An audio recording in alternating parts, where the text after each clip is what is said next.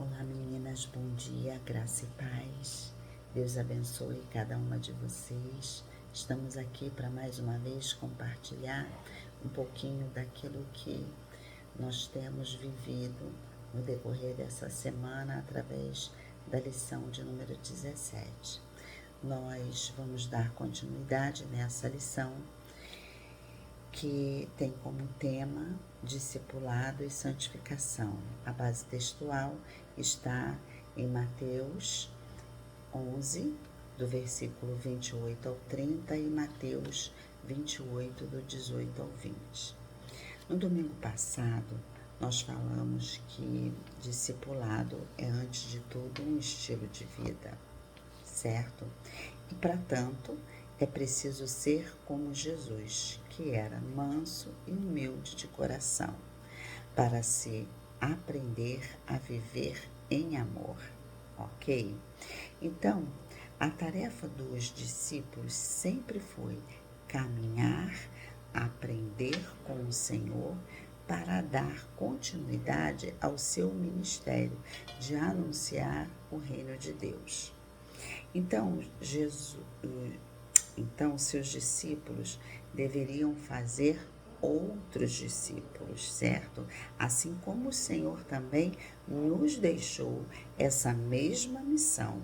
Lá em Mateus 28, do 18 ao 20, ele vai nos dizer exatamente isso, principalmente no versículo de número 20. Ele vai dizer: ide, pregai o evangelho, anunciai, não é?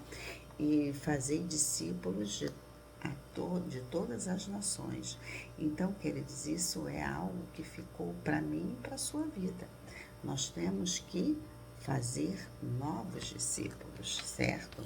Então, eu quero ressaltar que ao se conquistar novos discípulos, é importante que nós venhamos acompanhar o desenvolvimento espiritual desses novos discípulos, certo?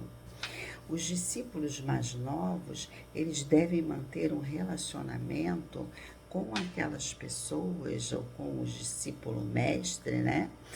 Que tem maior experiência na fé. Para quê? Porque isso ajuda no crescimento espiritual, certo?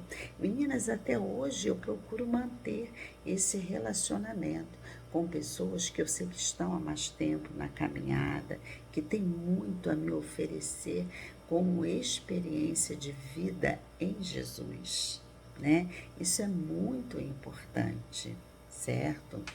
Então, muitas igrejas hoje, inclusive a nossa, adotam o sistema de grupos pequenos, né, que cada uma dá um devido nome. A nossa igreja já teve como nome Fogueirinha, já teve como nome Casa de Paz, hoje tem como nome Células. As células que se reúnem nas casas, não é, das pessoas, para estar o quê? Formando um pequeno grupo de pessoas que vão estar estudando a palavra do Senhor, certo? E esse pequeno grupo, ele tem duas visões. Uma, trazer pessoas não evangélicas para a gente estar discipulando. E os discípulos também, que já existentes, para estar se fortalecendo.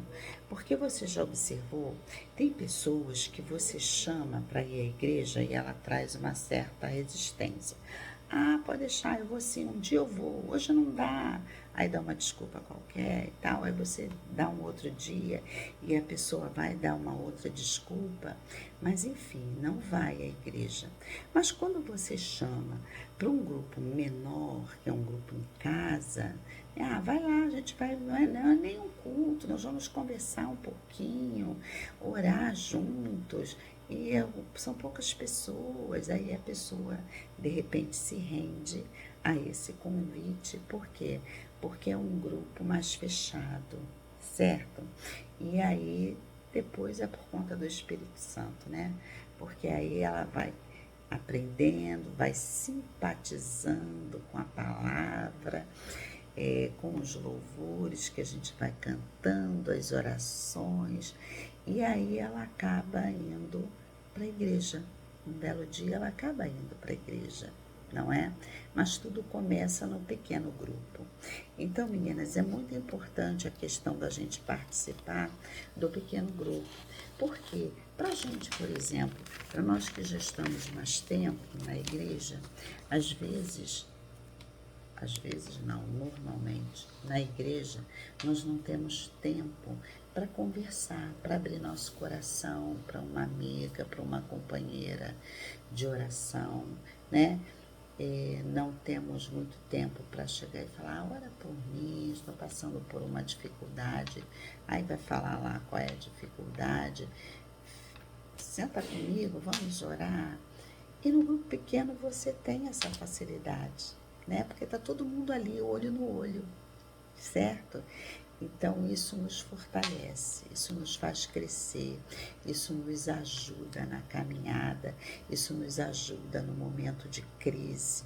É muito importante a gente participar do grupo pequeno, das células, né, como estão sendo chamadas hoje, né? Não tenha resistência quanto a participar de uma célula. é muito bom, posso garantir isso a você. E aí você ali abre teu coração, né? Não tenha medo de abrir o seu coração para ser um discípulo do Senhor. Sabe por quê? Ele nos garante em sua palavra que a presença dele será constante na nossa vida. Eu amo falar essa palavra, normalmente nas minhas pregações. Abertura de culto, eu sempre falo essa palavra porque é uma promessa que o Senhor nos faz, né? Ele disse, eis que estarei convosco todos os dias, até a consumação dos séculos. Queridas, isso é muito importante para a nossa vida. É uma promessa do Senhor para a nossa vida que estaria conosco. E, queridas, não há um só dia que o Senhor esteja ausente na nossa vida.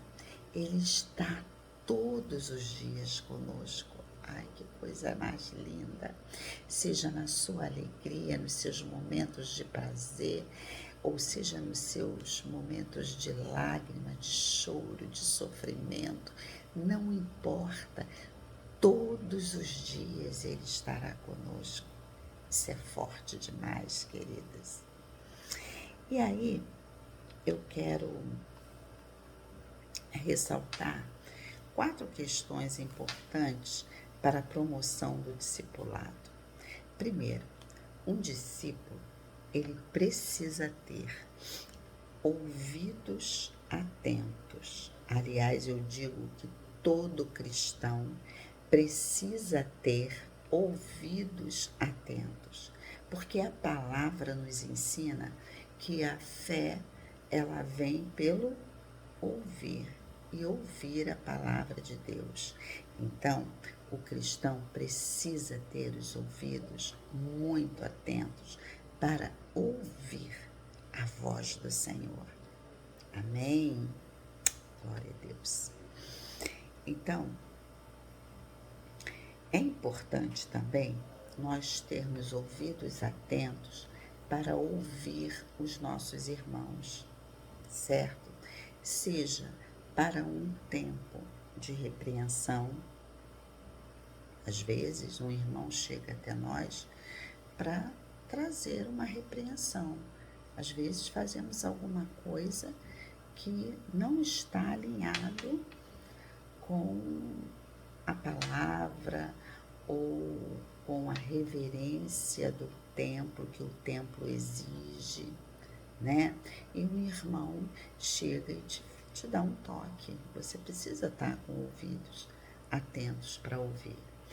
Também, não só nessa questão, mas também na questão de que um irmão pode estar precisando de você, te dar uma dica, e você precisa estar antenada, precisa estar com ouvidos atentos para ouvir aquele toque do irmão e sentar com ele, dar um abraço, seja lá o que for, mas tenha os ouvidos atentos, amém? Para ajudar quando for preciso. Outra coisa importante num desses 4 aspectos, né, que um discípulo precisa ter é manter mente e emoções em equilíbrio. Sim, nós devemos amar a Deus de todo o nosso coração, de toda a nossa alma, de todo o nosso entendimento, com todas as nossas forças, renovando a nossa mente, certo? E purificando as nossas emoções. Que emoções são essas? Aqueles sentimentos que muitas vezes nos sobrevêm, né? A raiva, a tristeza nos abate, a alegria em excesso também muitas vezes atrapalha, os ciúmes, queridas, tudo isso precisa ter um equilíbrio, certo? As nossas emoções e a nossa mente precisa estar ligados no Senhor, amém? Eu não posso chegar num grupo pequeno com o meu coração cheio de cólera ou raiva, né? Cheio de medo. Não posso chegar assim, certo? Eu preciso ter domínio próprio, eu preciso buscar domínio próprio para que eu possa estar em condições de falar do amor de Deus. Não o meu eu, não os meus sentimentos momentâneos estar falando, nunca. Eu preciso estar ligada no céu, amém? Orientação, outro tópico, orientação, vocação e ministério. Deus nos criou para refletirmos a sua imagem. Mesmo em meio às diferenças de personalidade, de talentos, dons e vocações, Ele deu talentos para mim que não deu para vocês. A minha personalidade é diferente de cada uma de vocês, até porque nós somos únicas em Deus, certo? Ninguém é igual a ninguém. Mas mesmo em meio a todas essas diferenças, o Senhor nos usa, certo? Você vê, eu sou diferente da irmã Aldina, da irmã Antônia, da irmã Rita, da Lenilda, da Lígia, mas se nós tivermos que trabalhar juntas na obra,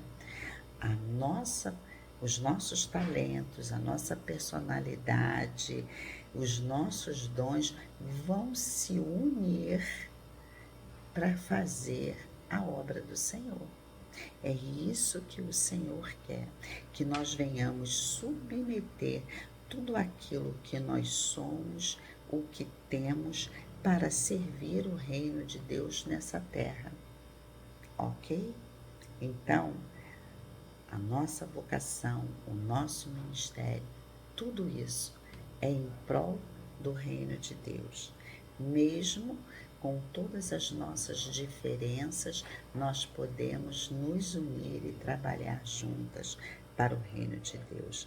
No ministério de oração, cada uma delas são diferentes uma das outras, mas nós conseguimos trabalhar de forma alinhada para o reino de Deus. Amém?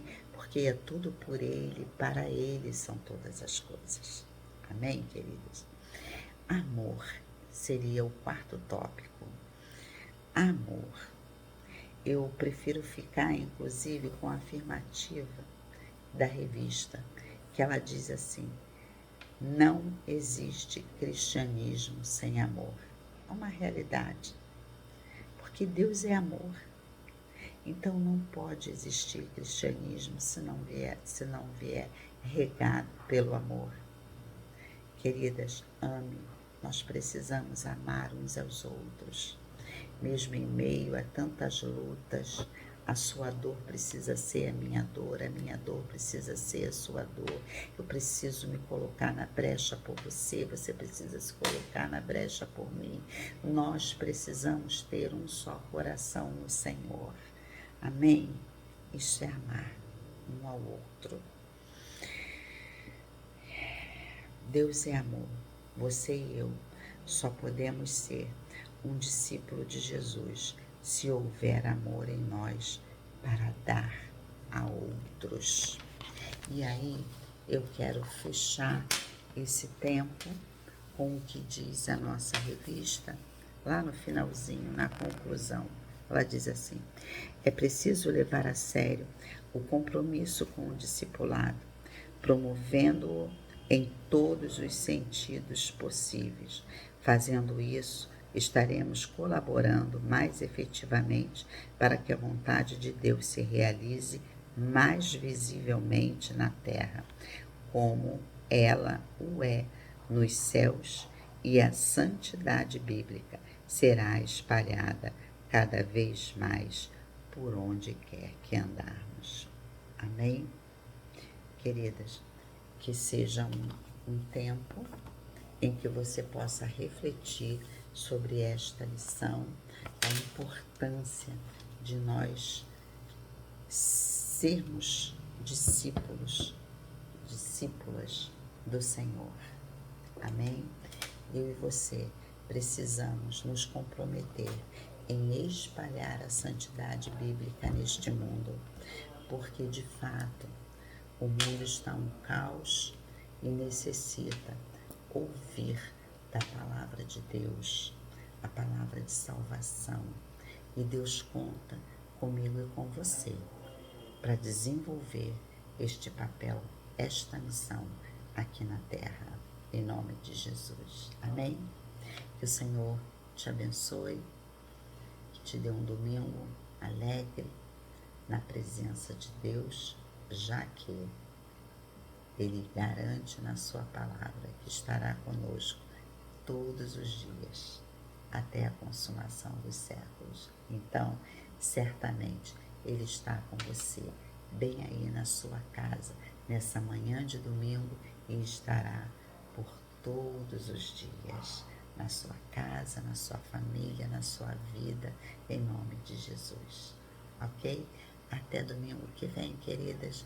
Deus te abençoe. Já já eu vou deixar a nossa oração no nosso grupo do WhatsApp. Beijo no coração, lindas. Tchau.